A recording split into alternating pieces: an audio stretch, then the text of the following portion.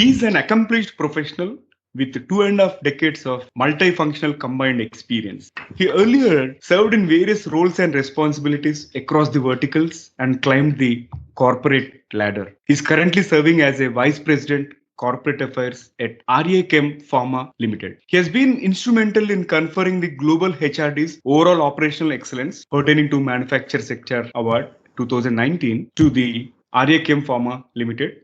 That's a huge accomplishment. He has also been conferred with the HMAs, which stands for Hyderabad Management Association, HMAs Member of the Year Award 2007, instituted by NATCO PHARMA Limited. He has been conferred with the Best Young Manager of the Year Award 2005, instituted by the ITC BHADRACHALAM Paper Boards Limited. And in addition to that, he also received many accolades, rewards, and recognitions of repute. In today's episode, we will know more about Mr. RaviKumar Peesapati's career journey and also hear his insights about MBA Unleashed. Hello, hi there. Welcome to the Guiding Voice podcast series, the Guiding Voice for a Better Future. This podcast is to help professional students, IT employees, and entrepreneurs to shape their careers. Dear listeners, in every episode, we interact with industry experts or thought leaders or academicians or coaches across the globe to drive some insightful conversations that will help each one of you learn great things. Also, we share an interesting trivia or a fun fact about the IT world or technology towards the end. So stay tuned till the end. Thank you so much for tuning in. This is Naveensamala and I'll be your solo host for today. And today we are going to discuss a topic, MBA Unleashed. And we are extremely pleased to welcome RaviKumar to our show. RaviKumar, welcome to the Guiding Voice podcast series. And thank you for being part of our journey in shaping lives and careers of millions across the globe. Thank you, Naveen Samala. My gratitude with thanks to the Guiding Voice, particularly Mr. Naveen Samala and Mr. Venkata Sudhakar Nagandla. You both are doing really an amazing and an excellent activity, and my appreciation to both of you for this extraordinary initiative. I deemed it as a great honor and privilege to be with TGV as a guest speaker of the day. Thank you. Thank you so much for honoring our invite and being part of the TGV's journey. So, Ravi, can we get started with the first question? I would like to request you to share briefly about your career journey and how you scaled up to head various management associations despite having a very demanding day job. Good. It's a very thought-provoking question, Naveen. Now, actually, the journey and the scaling up secrets are, if you really see my active participation in the activities other than and beyond academics, such as extracurricular activities, extra academic activities, helped me a lot to have a great work-life balance. As you are aware, most importantly, time management, prioritizing varied functions, planning, spontaneity, and efficient execution of the tasks on hand are the key aspects in scaling up the career. Most importantly, in this context, I must really acknowledge and thank the stakeholders of the success. As you are aware, employers, colleagues, teachers, family members, I think it's an amazing support, in fact, all across. Those who directly and indirectly enabled to grow in the career currently, whatever I am. If you really see a brief background, I would like to give as a backbencher, and if you an average tongue-tied Telugu medium studied street school, and moreover, as a player, when I could become a president of one of the most prestigious not-for-profit Society of Management Professionals known as Hyderabad Management Association, and simultaneously climbing in the career, it's really an amazing journey through. What I can say, as you asked career journey, I just will give you a brief about my career, how I started and all. I started soon after completion of my MBA as a trainee, then became an executive, then assistant area sales manager for the combined state of Andhra Pradesh initially, and then for Tamil Nadu and Pondicherry. Then climbed the ladder as a regional sales manager for South India, then general manager, chief general manager, then vice president, senior vice president, currently as a vice president in corporate large scale pharmaceutical industry. This is what the journey, what it is. If you really see the whole assignments, they are across the verticals of industry. I started with high density polyethylene, then moved to building material industry, then entered into construction industry, entertainment industry, then finally, currently, last 7+ years, this is the 8th year in progress with the pharmaceutical industry. That's what in brief about my career journey. If you ask me to give a framework of the whole tenure of the career and all, probably I think at about for 20 years almost, 1984 to 2004. That is during my preschooling, primary schooling, and junior college, higher education, and university. Throughout all the 20 years, I've been associated with a game called chess. The next 20 years, that is from 2002 to 2020, I've been associated with varied professional pursuits and forums of relevance. These, what is there beyond the routine, no, that helped me a lot in scaling up within no time or whatever. So that is what it is, and I hope that this particular journey and the inputs what I am trying to give would be up to the expectations of viewers and to the fraternity of listeners and viewers of TGV. Thank you.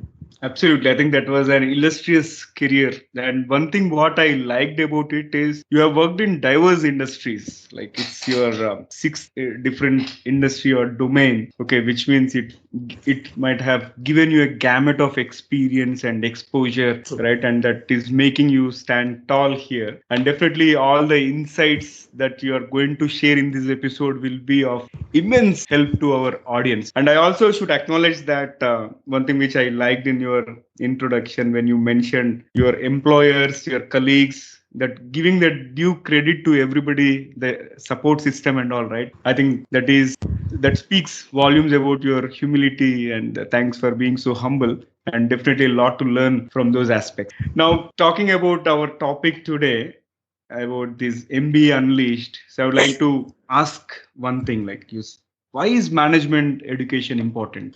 Before I respond to this, actually, I have a disclaimer that I am not a patent authority.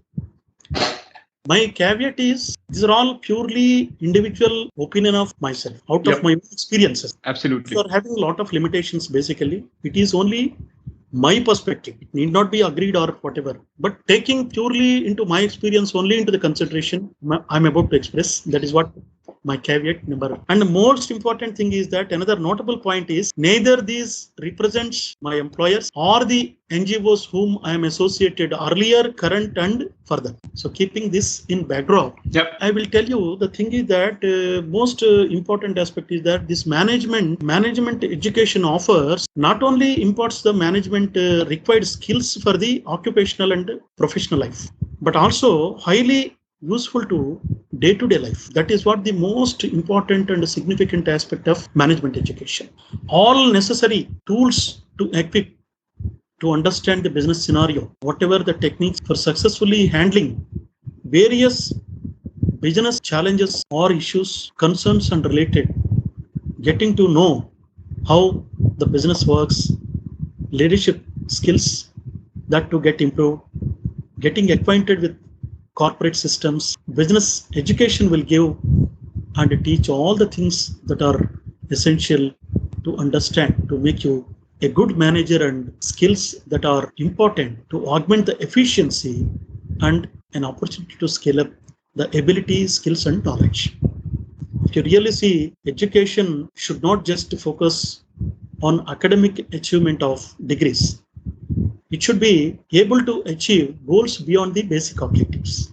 Focusing on the students as a whole person is important. Also, it should be able to provide different learning materials and activities that will help develop mental, emotional, and physical traits. It should also prepare not only the students, but also for an entire life rather than just next level or class. One such education is managed. As you are aware, every stream of education is distinct, different, and unique. And so the management, which is an amazing and wonderful one. As you are aware, in most of the cases, management graduates, skillful graduates, are most demanding and sought after professionals in the market with a high end double the salary than a regular master's degree holder.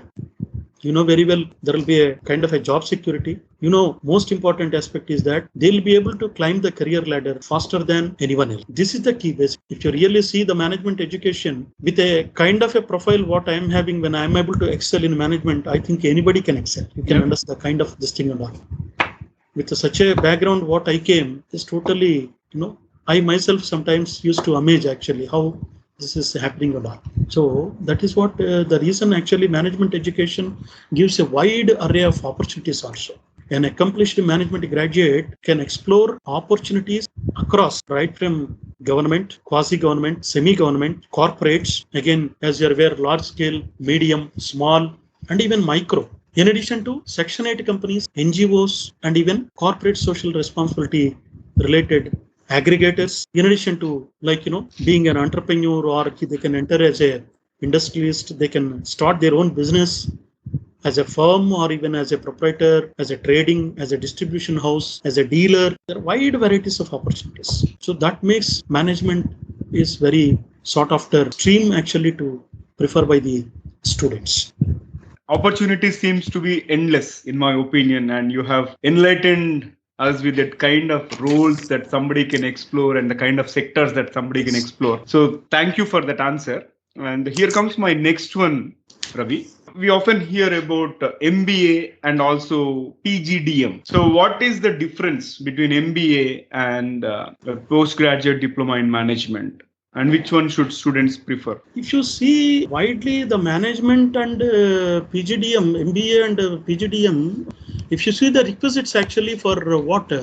Approving authority or eligibility for a PhD or to become a lecturer or even validity, both are one and same. If you see fundamentally what is the difference is that in majorly curriculum. In the curriculum of PGDM, there is an edge that they can make some kind of a innovative practices, innovative methods, they have a free space actually to design their own way by the reputed institutes. That's the only thing where there is a better edge. And of course, there will be a difference even in salary also, definitely. So keeping that in context, there is a edge for postgraduate diploma in management. Otherwise, MBA and PGDM both are one and same in terms of skill-wise, ability-wise, and even requisites-wise. It will vary from institute to institute. Some institutes, most of the institutes, they offer MBA. But whereas some specific institutes, they offer postgraduate diploma in business management. So it is still okay to pursue PGDM and it makes someone eligible, right, for a PhD. Can I take that? Okay.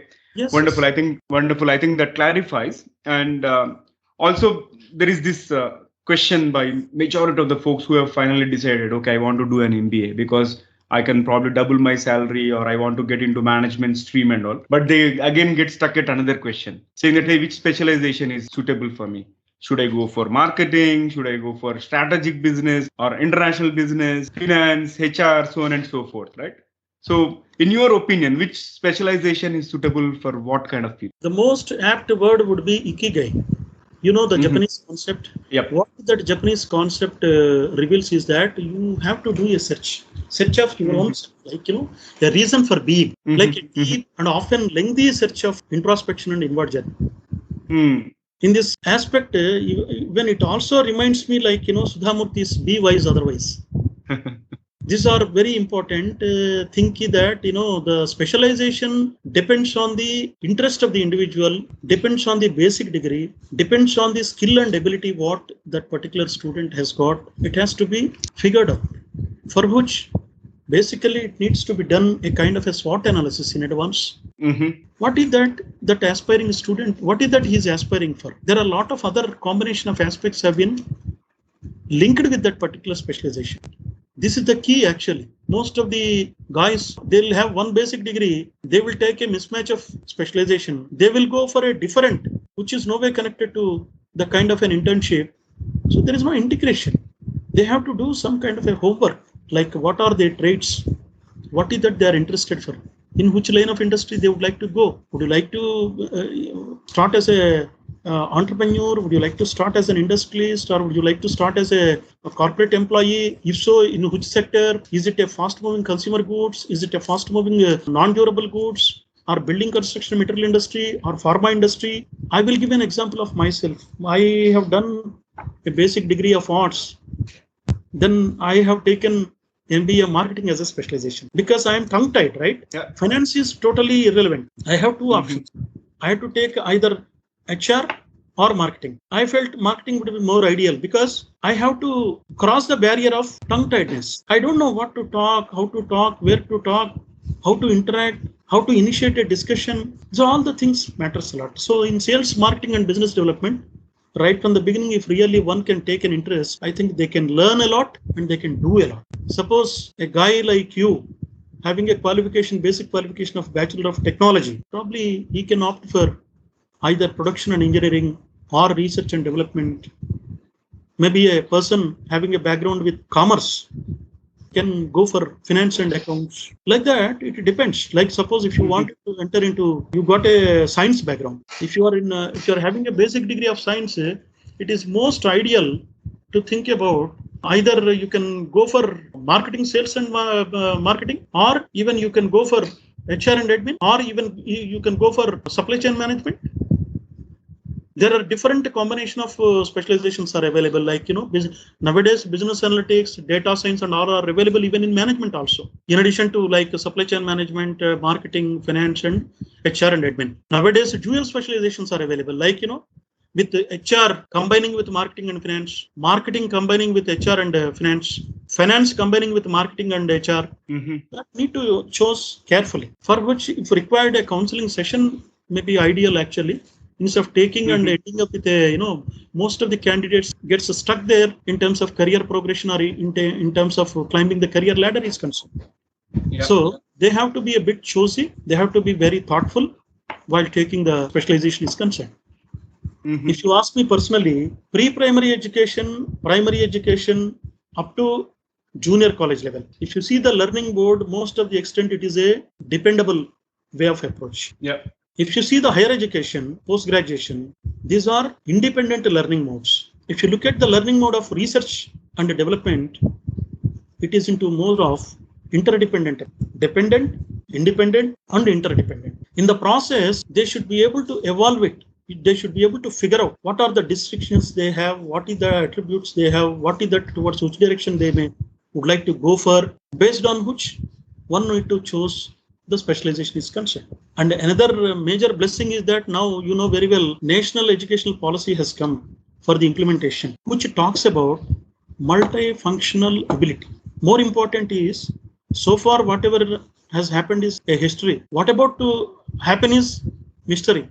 What is currently is present is present. So a person having a marketing specialization also should be able to be competent enough, if required, to look after administration, HR, IR, and relevant functions. So keeping that in context, multifunctional exposure definitely makes a lot of difference.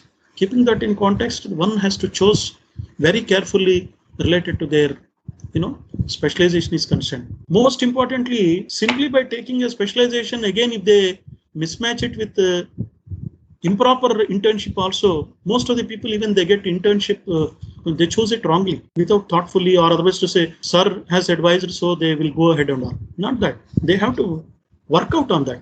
Like what kind of a subject they have to go for, what kind of a topic they have to go for, what kind of an industry they have to go for. If you ask, I have done in Indian Airlines Limited, in a topic titled Traffic Potential Between Abu Dhabi, Dubai, Kuwait, Muscat and Sharjah. In those days, when I have done in the year 1993, there were no direct flights from Hyderabad to Middle East. My objective is to find a feasibility. Does there a feasibility to operate a direct flight to Abu Dhabi, Dubai, Kuwait, Muscat and Sharjah from Hyderabad by Indian Airlines Limited or not? What was there at that time is that only they have to go to Bombay by East West Airlines. From there, they have to go by Gulf Air. I submitted my project in the year 1993, recommending a feasibility. And from 1995 onwards, Indian Airlines started operations of direct flight to these sectors of Abu Dhabi, Dubai, Kuwait, Muscat and Sharjah. When I volunteered and told that when I wanted to take up that particular project, I was discouraged by people, saying that some people have taken and they abandoned. It's difficult to do because we have to go across the International Air Transport Association agents covered in Twin Cities of Hyderabad and Secunderabad. We have to do a kind of a survey On passengers, those who were leaving to those sectors of Abu Dhabi, Dubai, Kuwait, Muscat, and Sharjah at Hyderabad Airport. Yeah. You know very well, such a high-profile customers. Yeah. Hardly they will give time to give the feedback and all. I have done it in the year 1995. They started. Even today there are quite a good number of direct flights are there to Middle East. So what I am telling is that this particular project plays a very important role in further career.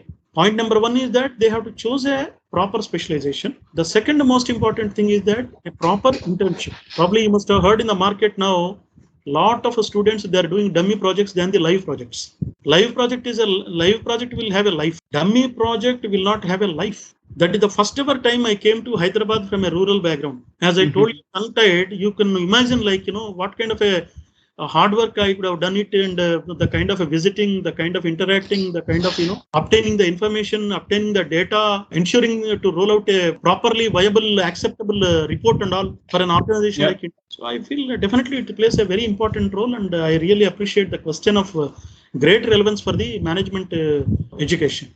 Yeah, that's a wonderful answer. In fact, it is quite elaborative. Maybe you have to start with your own ikigai, what you are really good at. And also it depends on the background or the undergrad degree which this candidate is holding, and basis which they can opt for the specialization. And in addition to that, today we also have this dual specialization offered by many of the B schools and the management colleges. And one advice that you gave to the students is, in case if you are into a particular specialization, make sure that you find the opportunity relevant to that specialization, keeping in view of the future career. So thank you so much for those valuable tips, Ravi. Now I am more interested about the PhD part, now that you are pursuing a PhD from Osmania University. And can we talk about research options in the management stream? Because many a times I see people either ending up into the corporate management or leadership positions, but rarely we find folks opting for the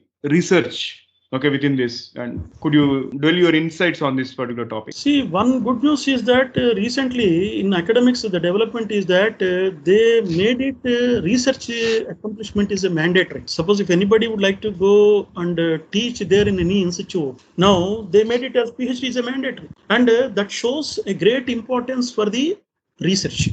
Earlier, it is not the case as so. Even in the industry, there is a quite good amount of prominence is there for the research. And as you're aware, once Ikigai is in place, a student can figure out whether should he go ahead and continue soon after completion of the post-graduation to go for MPhil and PhD, or maybe after contributing few years of corporate service, probably with a much better maturity, to go ahead for the research. That makes lots of difference, number one. Number two, if you talk about the research options, career options, I think amazing career options are available both in industry and even in academics. You know very well earlier, if somebody wanted to enter into the academics, they'll start as a junior lecturer, then they'll be a lecturer, and then they'll be a senior lecturer. Now the system of lecturers is no more in the place, but all the teaching community, they're started with a position of assistant professor, then they become an associate professor, then they become a professor, then they become a senior professor. Based on the ability of the individual, you'll have add-on administrative responsibilities like dean, head of the department, chairman of board of studies. Maybe still if they are able to scale up, they can become a learned principal of the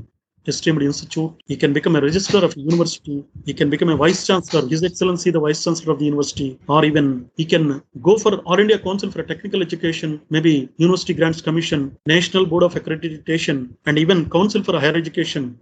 There are a lot more avenues even towards academic administrative side also. In pharmaceutical industry, usually research and development units will be there. In all these research and development units, they will take only the accomplished researchers only as a scientist. We have about 20 plus scientists. All of them are accomplished researchers as MSc Chemistry, MSc Physics, and pharmacy doctorate holders. You name it, we have it. Keeping things into the context. Now, academics, it's a one good initiative with that research. They made it as mandatory. I hope that definitely quality of research and the content of research will go. We can see a great rise and growth also in terms of accomplished researchers are concerned. So research career options are quite wide. In fact, it depends on, again, as it is told, it depends on the aim and vision of the candidate, where, to what extent, how we should be able to figure out, the kind of a format and framework of his education. Wonderful.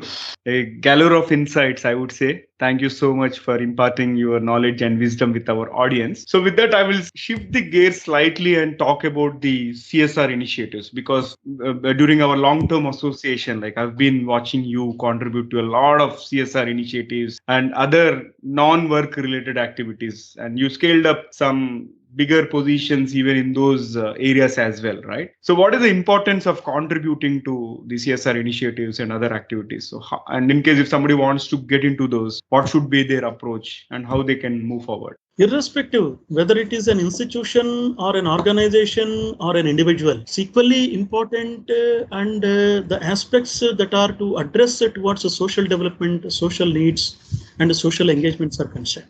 If you see the corporate social responsibility, the act has come later. There was an amendment. Now a serious progress towards further enactment and further improvement and further strengthening of the corporate social responsibility. If you see the CSR initiatives and other activities, these are all more importantly collaborative centric for the synergy of energy and concerted efforts. Always be relevant and responsive for the changing needs of the ecosystem of the society. That is what the major concern. That too, keeping in the background of Constitution outlined fundamental duties, rights, and directive principles for the interests of the nation and citizens. So in the context, not as an obligation, CSR beyond profits, beyond business. If it is of an institution, they should not look at their business and should do the CSR. In that context only, I really appreciate the TGV. You are not bounded by doing this free of cost, contribution to the society, but you are doing amazingly, for which again I compliment and congratulate the guiding voice for the kind of effort, action, and contribution. You know one thing, if the teacher will come, if he is a real teacher, he will come for the entire class, not that thinking that all the class will listen to his teaching. Out of the entire class, one student, if he gets enlightened, his purpose is served. Same is the case with the TGV. Out of this entire listenings and audios, I think the listeners and viewers, I hope that there will be enormous amount of benefit, but if few sizable in number also gets benefited, I think it is nothing like it.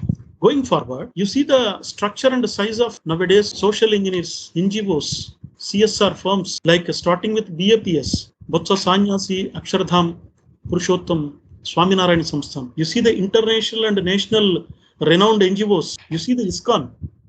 You see the, Akshay Patra, their amazing initiative of midday meal program and all. You see the Tirumal Tirupati Devasthanam. You see the Art of Living's His Holiness Shri Ravi Shankarji's initiative, Shri Tattva product range. Shri Jagadguru, what's his name? Jaggi Vasudev, Isha Yoga products. And last but not least, I would recall even this Baba Ramdev's Patanjali product range. An amazing progress with the rapid strides they're making. And it may not be a surprise, one day they will take over fast-moving consumer goods, which used to be there very widely and very bigger market. They're operating now with kind of an entrepreneurial spirit. Though they are all NGOs, they're doing a very thorough R&D and they're all having a full-fledged setup of operations, par excellence with business operations. These are all contributing multidimensionally to the society. These are all have emerged. One dimension, not for profit society, but at the end of the day, you know very well, struggle for survival, whether it is a NGO, whether it is a CSR, whether it is an organization. But when it comes for the point of corporate social responsibility, it is not as an obligation, but it is beyond business and profits.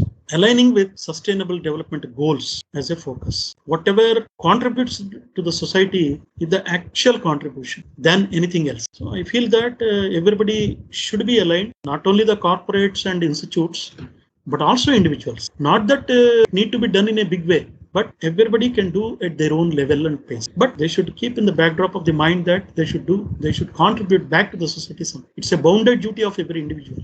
And another most important thing is that when you ask why a counter question arises. Why not? Why not is the counter question would emerge. With a great degree of confidence, what I can say that is participation. Participation towards the social involvement, social contribution, and social responsibility related activities will enable to give a great scope of exposure, expertise. At the end of the day, you know very well, I think maybe about 3-4 months back, one of my banker has called where I got an account. He said that they got an offer only for the banking, the customers who can enroll for an add-on policy. They gave some options to me. Though it is a few hundreds higher, I opted Tata Edge. You know why? I have taken purely because of their contribution to the corporate social responsibility activity. You know how the great man Ratan Tata is contributing, every time whenever it is needed to the country, he is doing such a contribution. Amazing. I think it will pay back to the corporates also, those who are doing sincerely, honestly, and transparently. So keeping this in context, how it depends, as again our Japanese Ikigai only comes into the picture. They should be able to figure out what is their aspiration, at what level they got to do, with what kind of a plan it has got to do, whether it is a short plan, mid plan, or long range plan, or how it is and all. If you see my profile, I think during my intermediate days, 1985 and 87, I was as an active volunteer of National Service Scheme at my college. I was a best volunteer awardee and best team leader. That was the foundation where my social service started. Then onwards, till date, you can see what kind of a consistency it is being displayed and demonstrated across the years. So one should be able to figure out it. Need not be a national service scheme. It can be a scouts and guides, or it can be of a national cadet course, or it can be of anything. They can figure out their own way and they can see to get associated and can contribute. It is one of the most important contribution to the society. And another most important point is that CSR is an external and sustainable practices, or the internal. Both are independent, not both are independent, both are interdependent. So they have to go hand in hand, CSR and sustainable practices. One is external, another is internal. So they have to go hand in hand in the context of corporate social responsibility. One very important point is that not as an obligation, but beyond business and profits. Wonderful. I think this is a kind of eye-opening conversation on the CSR part. Like, I completely go with your statement. Don't treat it as an obligation kind of thing, but something which we'll have to give back to the society, right? Because many people would have contributed to us directly or indirectly in being what we are today. And since you touched upon why we are doing this one, I would like to clarify something. Like, when it comes to me and Sudhakar, when we studied engineering from tier 2 towns and tier 2 colleges, we didn't have this level of guidance and this level of mentorship, so which we always lacked. That's the one of the major purpose why we started this initiative, so that we can connect with industry experts, thought leaders, and share their insights, so that the student community and the young professional community can get benefit. You can learn from others' mistake rather than you do your own mistake, right? And it saves considerable amount of time. And fortunately, with all the wonderful support of amazing guests like you, we are progressing as per the plan. But we're not going to stop here. It is going to become bigger and bigger and better as well. So thank you for your insights on the CSR topic. And so Ravi, this conversation has been wonderful. And just that we need to add some spice to the episode. So I would like to ask you a few interesting rapid fire questions with your permission. And in case if you're okay, maybe I'll ask some interesting questions which you can answer very briefly, like 1 or 2 words. Are you okay with that? Yeah, please. Okay, wonderful. So thank you. And here comes my first question out of the rapid fire. What is the most adventurous thing that you have done so far? I think my entire tenure at Hyderabad Management Association, especially as an honorary president, I think it is one of the most adventurous and it is never ever expected kind of thing. Yes. Okay. What is your favorite failure? Of course, got a crush to become a public servant, which I was not able to become so. Especially IAS, with a vision for which I went to Delhi and successfully failed to become an IAS officer. Great. So here comes my third one from the rapid fire. What is one characteristic that you believe every leader should possess? Inspire. Bang on. Okay. And jumping on to the next one. What is your favorite movie quote? It is movie of Anand, Rajesh Khanna's dialogue actually. What he says is that Babu Mashai, Jindagi badi honi chahiye, lambi nahi. Wonderful. I think, it speaks volumes. Like one statement speaks volumes. Okay. So this brings me to the last question from the rapid fire round. Who is your role model, Ravi? I think my father. Okay. He's the Great. one who planted the seed actually. I will tell you the episode just for a minute. I will extend with your permission. Absolutely. When I won chess championship when I was in 10th standard, he planted a seed in my mind. I came with a, great, very well the enthusiasm at the 10th class lad coming saying that, Nana, see, I won chess championship at my school and all. He hugged and he appreciated and everything is over. Then he has taken a step back. Then he asked, so what? With your achievement, what did that school got? It was a shock to my life actually. When you won and came, then he explained actually. See, this achievement you won for yourself. If you achieve something for the school, then school will have reputation. Later journey, you can see, I won so many things for the college and university. All those achievements are only for the school and college and university. The entire success later continued because of that plantation. So that's what reason every time I question myself, how can I apply this in my life? It is going on continuously like. Whatever you see now, the contributions, those are all inside of that planted seed. I think it's an amazing plant what he has, planted in my thoughts and mind. No wonder. And thank you so much for sharing that. It's quite inspiring because it's not just you who has to cherish, but what's in it for the bigger cause, what's in it for the institution, right? Yeah. I think it's quite inspiring. Thank you so much for sharing. And also thank you so much for the amazing rapid fire round. So with that, I will go back to the mainstream and ask you one final question for this session. What will be your one piece of advice to those aspiring to make big in their careers like you? No ego, continuous effort, consistent action. No ego, continuous effort, consistent action. Wow, mind blowing. Very profound thoughts, very simple but very powerful. And thank you so much for joining us today, Ravi. It was indeed a great pleasure hosting you and also covering this topic about MBA Unleashed. And in addition to that, we have learned a lot of life lessons. Thank you so much for being part of TGV journey. Life is a series of moments, miracles, and experience, basically. Enjoy every moment, notice the miracles and learn from the experience is the conclusion what I would like to give. And I'm very, very thankful to you and the Guiding Voice for this great opportunity to express my thoughts. Thank you so much. For any kind of assistance and support further, you can count on me for the Guiding Voice. Thank you. Thank you so much again. Pleasure hosting you. All right. So it brings us to the trivia segment of today's episode. And today's trivia is about a powerful statement from a CEO. And here comes my question. Who was the tech CEO that in 1999 said, you have zero privacy anyway? I know that's a very controversial and powerful statement. And you guys have started thinking about who was it. Let me remind you, it is Mr. Scott McNealy, who was the CEO of Sun Microsystems.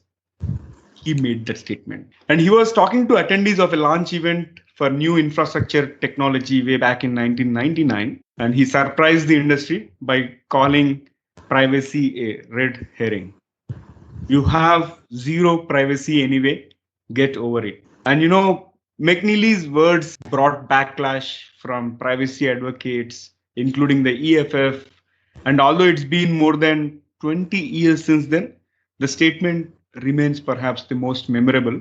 And given the rapid loss of privacy today, one might also argue that McNealy was not wrong, though not everyone would agree with the sentiment that we would simply get over it. But that's the reason more stringent laws like global data protection rules have come into picture, and so is the case with the payment card industry guidelines. And India is also on the verge of drafting the data bill, so on and so forth. Interesting, isn't it? Thank you for listening. There is more in store, folks. Stay tuned. Take care. Be safe. Until next time, bye-bye. And we are signing off for today. See you all in the next episode with another wonderful guest.